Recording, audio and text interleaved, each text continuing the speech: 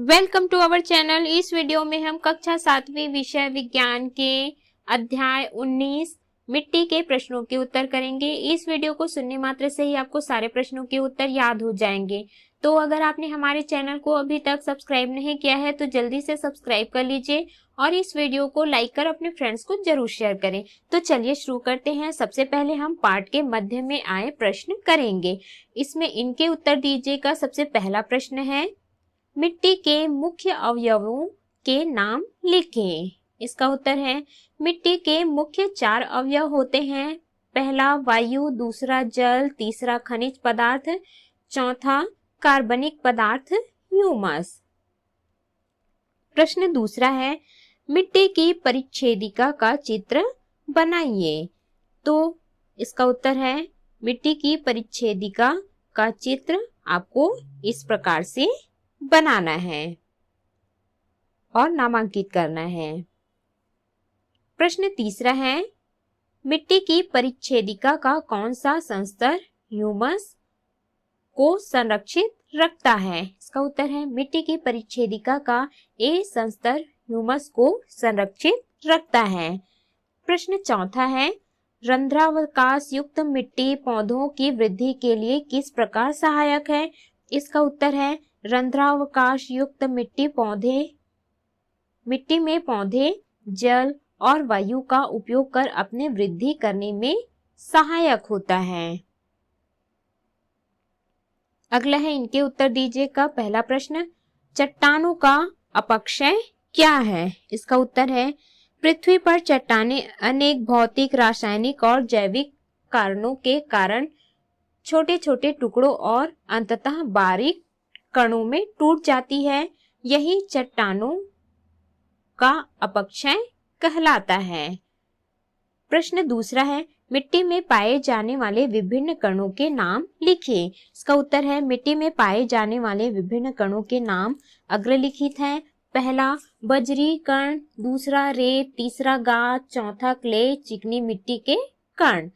प्रश्न तीसरा, किस प्रकार की मिट्टी में बारिश का अधिकांश पानी ऊपर बह जाएगा। इसका उत्तर है, चिकनी मिट्टी में बारिश का अधिकांश पानी ऊपर बह जाएगा।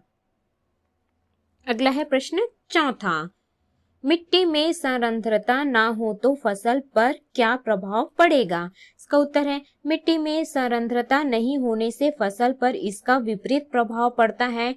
इसके ना होने से फसलों का उत्पादन तथा वृद्धि रुक जाता है।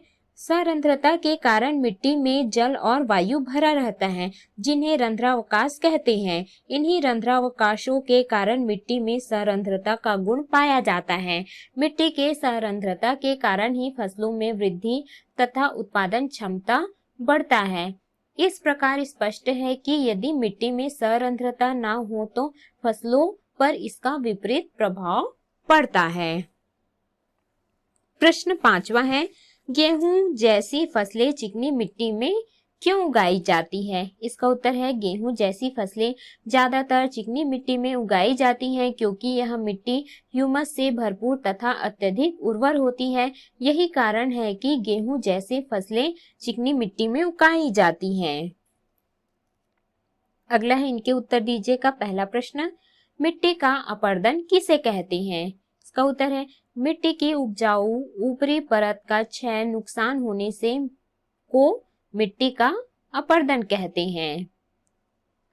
प्रश्न दूसरा, मिट्टी के प्रदूषण के 3 कारण लिखिए। इसका उत्तर है, मिट्टी के प्रदूषण के 3 कारण निम्नलिखित हैं। पहला, रासायनिक उर्वरकों तथा कीटनाशी और कवकनाशी की अधिक मात्रा में उपयोग मिट्टी के प्रदूषण का प्रमुख कारण है।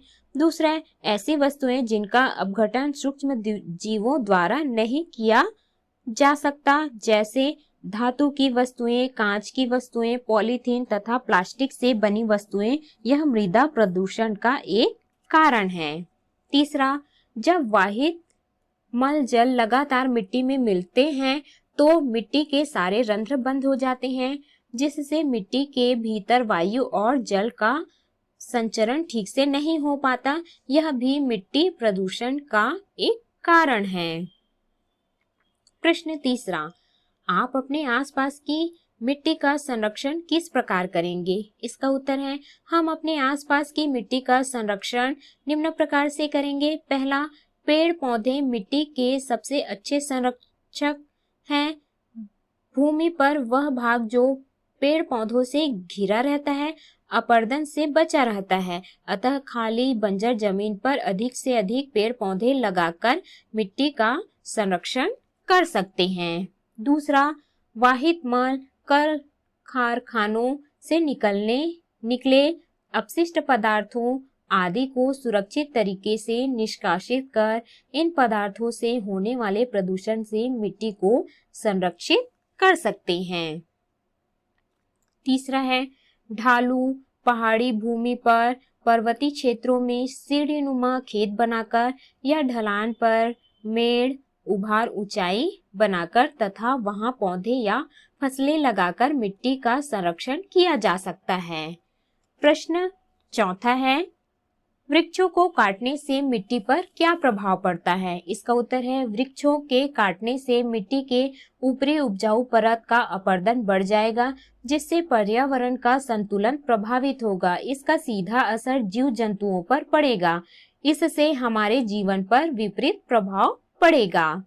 प्रश्न पांचवा, मिट्टी की जांच करने का क्या कारण है, समझाइए। इसका उत्तर है मिट्टी की जांच करने के निम्नलिखित कारण है। मिट्टी की जांच से उसमें पाए जाने वाले पोषक तत्वों की मात्रा की जानकारी मिलती है, जिसके आधार पर उपचार करके भूमि को फिर से कृषि योग्य बनाया जा सकता है।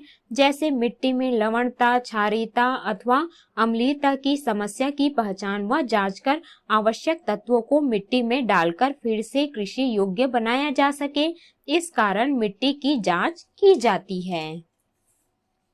अगला है अभ्यास के प्रश्नों के उत्तर। पहला प्रश्न है, रिक्त स्थानों की पूर्ति कीजिए। पहला है, खाली स्थान है यहाँ आ जाएगा। बजरी कण आकार में मिट्टी के सबसे बड़े कण हैं। दूसरा, चिकनी मिट्टी की जल धारण क्षमता सबसे अधिक है। तीसरा, चट्टानों का छोटे कणों में टूटना अपक्षय कहलाता है। चौथा, मिट्टी की ऊपरी उपजाऊ परत का नष्ट होना अपरदन कहलाता है। प्रश्न दूसरा है, नीचे दिए गए कथनों में से सही या गलत की पहचान करें तथा गलत कथन को सही करके लिखें। पहला है, जिस मिट्टी में ह्यूमस हो वह मिट्टी उपजाऊ नहीं होती। इसका उत्तर है गलत। सही कथन है, जिस मिट्टी में ह्यूमस हो वह मिट्टी उपजाऊ होती है। दूसरा, दोमट मिट्टी में बजरी और चिकनी दोनों मिट्टियां पाई जाती है। इसका उत्तर सही है। तीसरा, सभी प्रकार की मिट्टियां समान मात्रा में जल धारण करती हैं। इसका उत्तर यह गलत है। सही कथन है, सभी प्रकार की मिट्टियां समान मात्रा में जल धारण नहीं करती हैं। चौथा, अच्छी फसल प्राप्त करने के लिए मिट्टी का सरंध्र होना आवश्यक है। इसका उत्तर है सही। पांचवा, पेड़ पौधे मिट्टी के अपरदन को बढ़ावा देते हैं। इसका उत्तर गलत है। पेड़ पौधे मिट्टी के अपरदन को रोक देते हैं। अगला है प्रश्न तीसरा, निम्न प्रश्नों के उत्तर दीजिए। प्रश्न पहला, आप कैसे सिद्ध करेंगे कि मिट्टी में सूक्ष्म जीव उपस्थित होते हैं? उद्देश्य, मिट्टी में सूक्ष्म जीव उपस्थित होते हैं। आवश्यक सामग्री, ढक्कन सहित 2 बोतलें, रुई, धागा, 2 विभिन्न स्थानों की मिट्टी, फिनोप्थलीन, रेत, कास्टिक सोडा, पानी। प्रयोग, ढक्कन सहित 2 बोतलें लेकर इन्हें अ व ब नामांकित करते हैं। बोतल अ में नम मिट्टी तथा बोतल ब में रेत लेते हैं।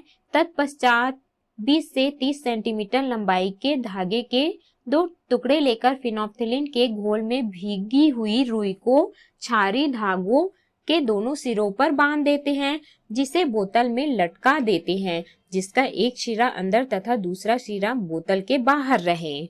इसमें आपको इस प्रकार से चित्र बनाना है अवलोकन। लगभग 5 घंटे बाद हम देखते हैं कि बोतल अ के अंदर की रुई के रंग में परिवर्तन हो जाता है, जो कि सूक्ष्म जीव द्वारा कार्बन डाइऑक्साइड को मुक्त करने का कारण है। निष्कर्ष। अतः हम कह सकते हैं कि मिट्टी में सूक्ष्म जीव उपस्थित होते हैं।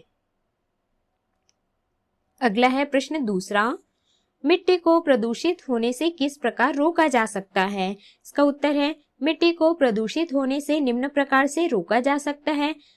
पहला, कृषि के लिए उपयोग में न लाई जा रही भूमि में वृक्ष लगाकर। दूसरा, ढालू पहाड़ी भूमि क्षेत्र में सीढ़ीनुमा खेत बनाकर या ढलान पर मेड़ बनाकर। तीसरा, कार्बनिक कूड़ा करकट को जैविक खाद के रूप में बदलकर। चौथा, वाहित मल कल कारखानों से निकले अपशिष्ट पदार्थों को सुरक्षित तरीके से निष्कासित कर। पांचवा, वनों की कटाई पर रोक लगाकर। छठवां, खोदे गए गड्ढों को भरकर। अगला है प्रश्न तीसरा, आपके क्षेत्र में मिट्टी की परिच्छेदिका का नामांकित चित्र बनाकर समझाइए।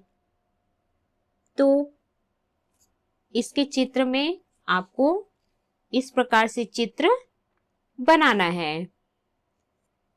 मिट्टी के परिच्छेदिका के प्रत्येक परत, गठन, रंग, गहराई और रासायनिक संरचना भिन्न भिन्न होती है। इन परतों को संस्तर कहा जाता है। मुख्य संस्तर इस प्रकार है।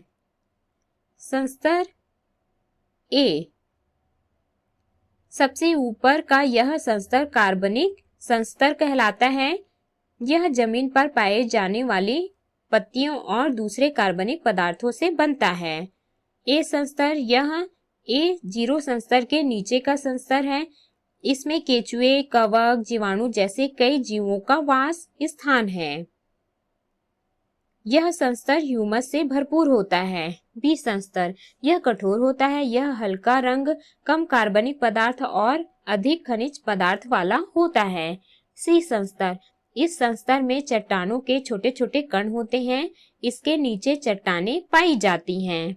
प्रश्न चौथा, लाल रेतीली मिट्टी, लाल दोमट मिट्टी तथा काली मिट्टी की जल धारण क्षमता की जांच प्रयोग द्वारा आप कैसे करेंगे? इसका उत्तर है, आवश्यक सामग्री 3 कीप, 3 मापक सिलेंडर, कांच का गिलास, चिकनी मिट्टी, रेतीली मिट्टी, दोमट मिट्टी, छन्ना पत्रक और कपास। प्रयोग, प्रत्येक कीप में छन्ना पत्रक मोड़कर लगाते हैं तथा थोड़ी रुई रख देते हैं। पहली कीप में 50 ग्राम रेतीली मिट्टी, दूसरी कीप में 50 ग्राम दोमट तथा तीसरी कीप में 50 ग्राम चिकनी मिट्टी लेते हैं।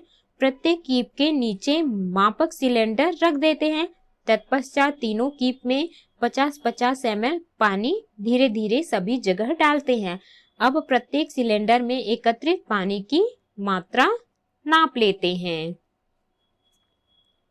इसमें इस प्रकार से चित्र बनाना है। मिट्टी की जल धारण क्षमता।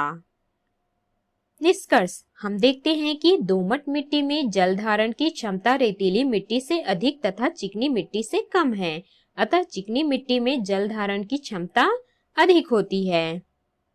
प्रश्न पांचवा, यदि पृथ्वी से मिट्टी समाप्त हो जाए तो क्या होगा? इसका उत्तर है, हवा और पानी की तरह मिट्टी, मृदा भी हमारे जीवन का आधार है। यह हमारे जीवन में इस प्रकार घुल मिल गया है कि इसके बिना जीवन की कल्पना भी नहीं कर सकते। जिस दिन पृथ्वी से मिट्टी समाप्त हो जाएगा, उस दिन पेड़ पौधे नहीं रहेंगे, तब यह सजीव जगत भी नहीं रहेगा। प्रश्न छठवां है, खारा जल किस प्रकार मिट्टी को प्रदूषित करता है? इसका उत्तर है, जब खारा जल लगातार मिट्टी में मिलता है तब मिट्टी के सारे रंध्र बंद हो जाते हैं, जिससे मिट्टी के भीतर वायु और जल का संचरण ठीक से नहीं हो पाता। ऐसी मिट्टी में पौधों का उचित विकास नहीं हो पाता। इस प्रकार खारा जल मिट्टी को प्रदूषित करता है। तो इस प्रकार से हमने इस अध्याय के सभी प्रश्नों के उत्तर किए। इस वीडियो को सुनने मात्र से ही आपको सारे प्रश्नों के उत्तर याद हो जाएंगे।